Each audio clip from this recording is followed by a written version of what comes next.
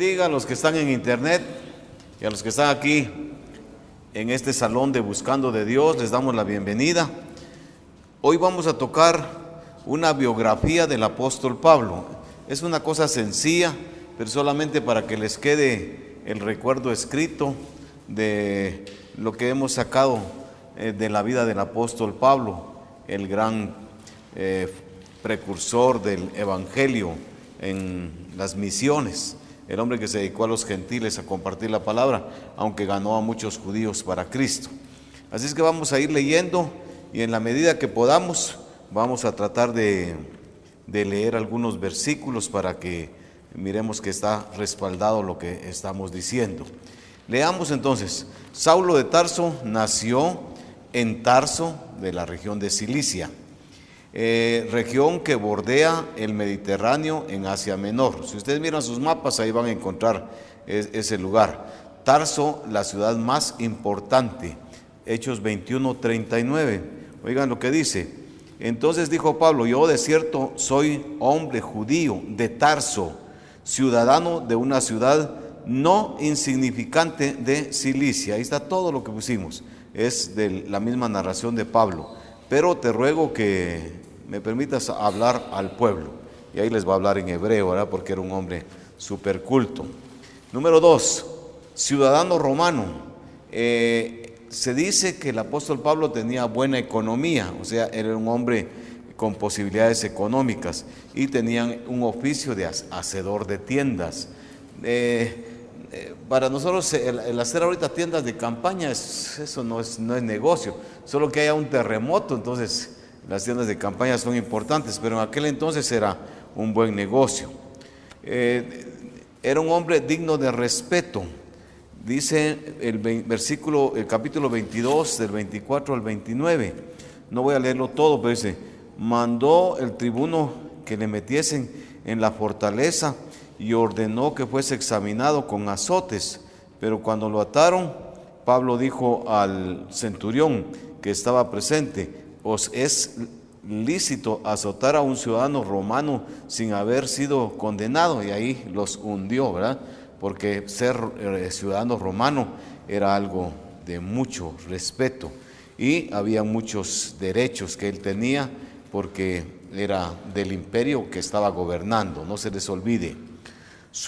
Pero miren lo lindo de este hombre: su orgullo no era ser ciudadano romano, sino judío. Si él de algo mencionó muchas veces, era el ser judío. Y él dijo varias veces: yo fui hombre irreprensible, fui un hombre celoso de la ley, y todo lo que hablaba, lo habla con grandeza de ser judío, era un líder judío, ¿verdad? Pero esas cosas las he considerado como basura, como estiércol, es el original, como estiércol por amor de Cristo. O sea, todos los méritos que yo tenía como judío, porque ese era su honor, ser judío, no fueron nada comparados con Jesucristo, pero él, su orgullo era ser judío. Punto número 5, hablaba 3 idiomas, eso lo sabemos: el griego, que era el inglés de aquella cultura; el arameo, que era la lengua que usaban en esa entonces los judíos, viene de Babilonia esa lengua; y el hebreo, que es su idioma materno. Y Hechos 21:40 nos está narrando todo esto. Dice: y cuando se le permitió, él ya dice: yo soy de una ciudad no menos importante, Tarso. Cuando él se lo permitió, Pablo, estando en pie en las gradas, hizo señal con la mano al pueblo, y hecho gran silencio, habló en lengua hebrea, diciendo. Y cuando se expuso a hablar en lengua hebrea, todos hicieron silencio. Así que también tenía por lo menos 3 idiomas el apóstol Pablo. Su cultura, el que le dio su gran honor, ¿verdad? El que lo enseñó fue Gamaliel, el gran maestro, un hombre muy respetado de los judíos, Gamaliel. Estricto en la ley. Si ustedes leen ahora Gálatas, en Gálatas el apóstol Pablo, ahí narra todo lo que él era, ¿verdad? Era un hombre súper lleno de cuentos, diríamos nosotros.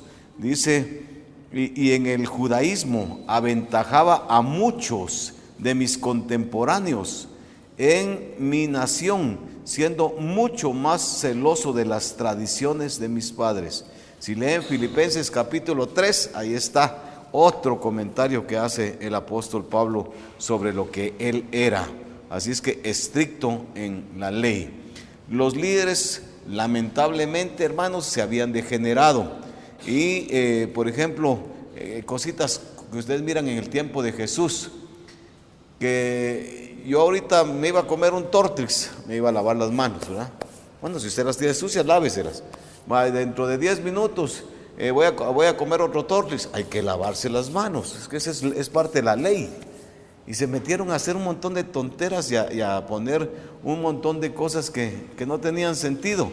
A Jesús le dijeron, mira, tus discípulos agarraron espigas, no se lavaron las espigas de trigo, no se lavan las manos, hombre. O sea, no es que sean chucos, no está diciendo que sucios son, hombre, no están cumpliendo con la ley. Miren cómo se había degenerado la ley. Y las ofrendas, en Mateo 23 dice el Señor, ustedes son estrictos. Imagínense que tenían una libra de frijol, entonces, por decir, contaban los frijolitos. Hay 180 frijoles, 18 son de Dios. Entonces le daban a Dios 18 frijoles.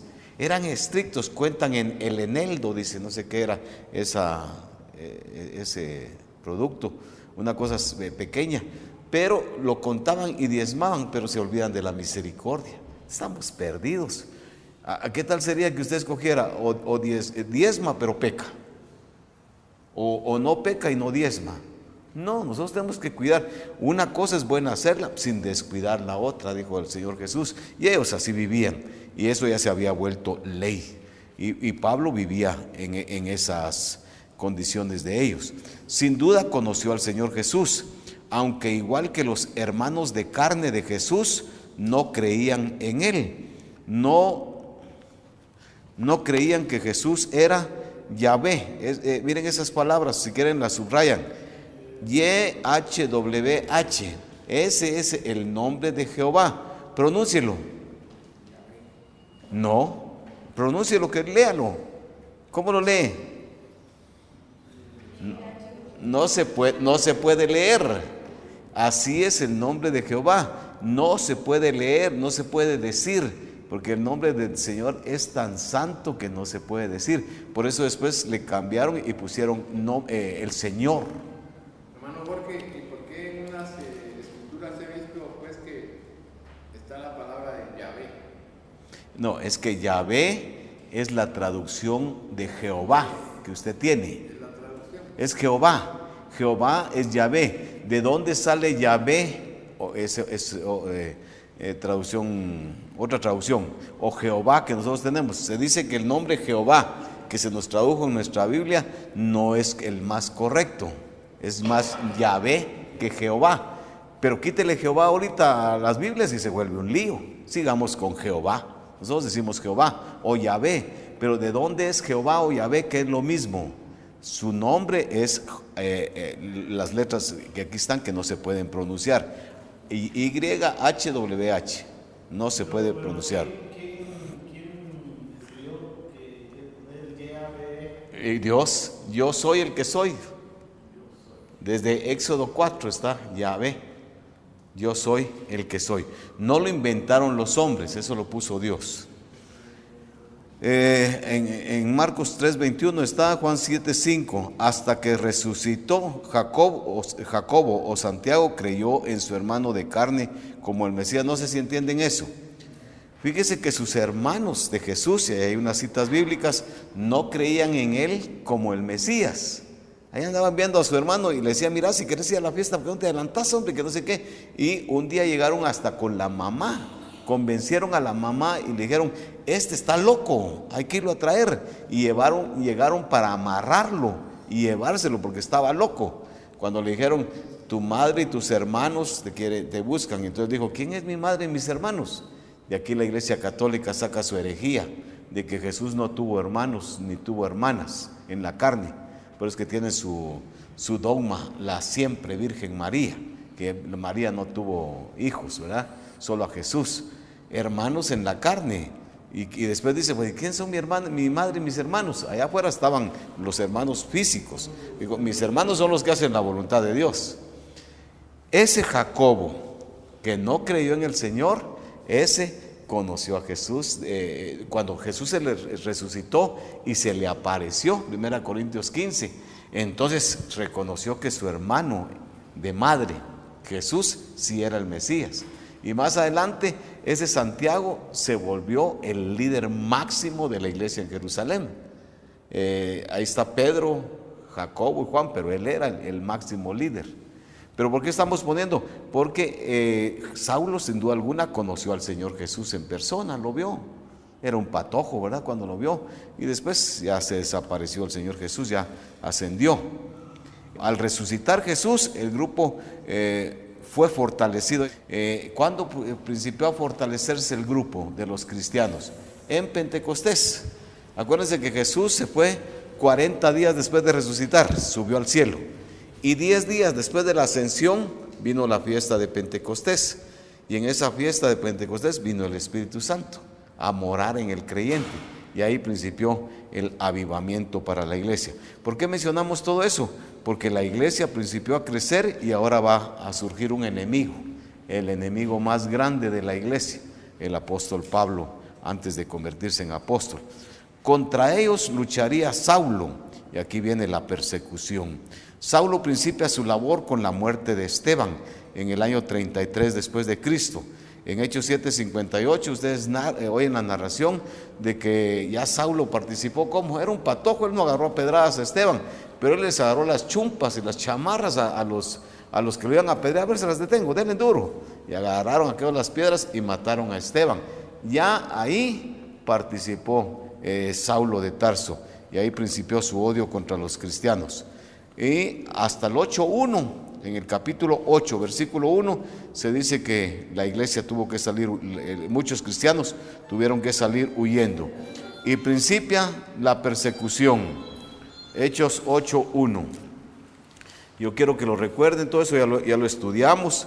Y Saulo consentía en su muerte, estaba de acuerdo completamente con la muerte de Esteban. En aquel día hubo una gran persecución contra la iglesia que estaba en Jerusalén, y todos fueron esparcidos por la tierra de Judea y de Samaria, salvo los apóstoles. Y en esa persecución el Señor siempre aprovechó para que ellos compartieran el mensaje de salvación. Saulo era muy importante, esto lo dice Hechos capítulo 9. Él era fariseo, y dice que era fariseo celoso. Saulo, respirando aún amenazas y muerte contra los discípulos del Señor, vino al sumo sacerdote, miren, directamente, y le pidió cartas para las sinagogas de Damasco, a fin de que si hallase a algunos hombres o mujeres de este camino, los trajese presos a Jerusalén. Ahí estaba la importancia de este hombre, ¿verdad? Era importante ya como fariseo.